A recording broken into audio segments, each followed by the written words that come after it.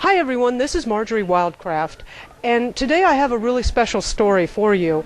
As you know, gun sales in America have been increasing very rapidly, and one of the largest categories of new gun owners are women. And I have a story here with my new friend Peggy, and I really want to communicate this to you. It's very important.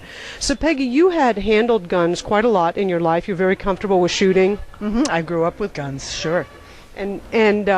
And you then didn't use them very much, and then you had an experience with a girlfriend. You want to tell us a little bit about what happened? Sure. We had reached that point where people were getting a little bit anxious about self-defense and personal protection, and I thought, I don't have a handgun. I have hunting rifles, shotguns. I really ought to have a small handgun. Talked to some friends who were knowledgeable, and they suggested, the perfect gun for you would be a .38 Special. I thought, cool. And within a few weeks, there was a local gun show. My friend and I went, we looked around, and I determined that this .38 Special right here, brand new, was at my price range, and I'm going to take it home. And I will feel much more comfortable and reassured if I have that in my house. And so you initially got back into it just because of security and personal defense. Right. I'm a woman living alone in a rural area. I thought it would be a good idea.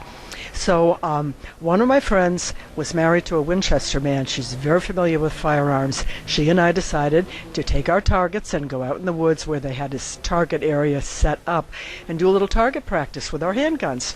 So the two of us, we brought our long guns as well. Out we went and set up the targets. We both had hearing protection, dangling around our necks where you're supposed to. And I have always used it in the past. I fired 9mm as well. So we got all ready, target set up, and I looked at her. I said, "You ready to go?"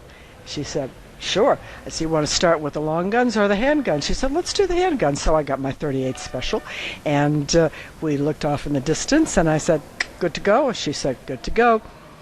We both raised our hands, squeezed the trigger, and the world went quiet because our ear protection was still hanging around our neck. Now you say the world went quiet, and then you have never been able to hear again? That's correct.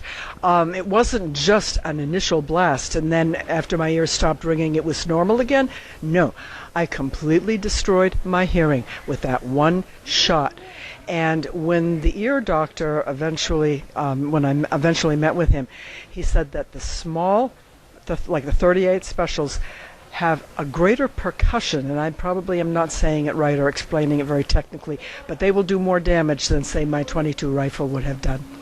So I know a lot of us watch television and we see those guys bam, bam, bam, and they're just shooting it. There's no hearing protection or anything.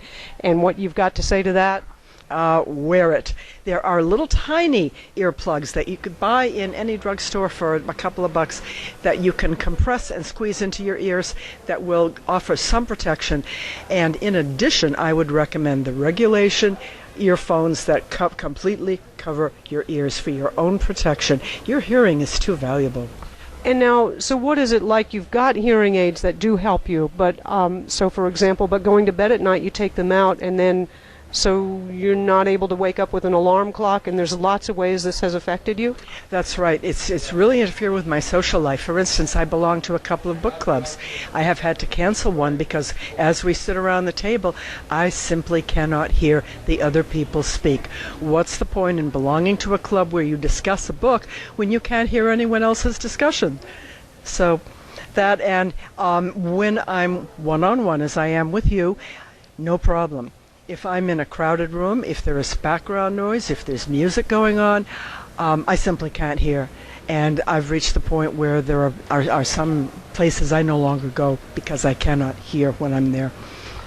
Well, thank you so much for sharing your story, and I just wanted you all to hear that. It's really important.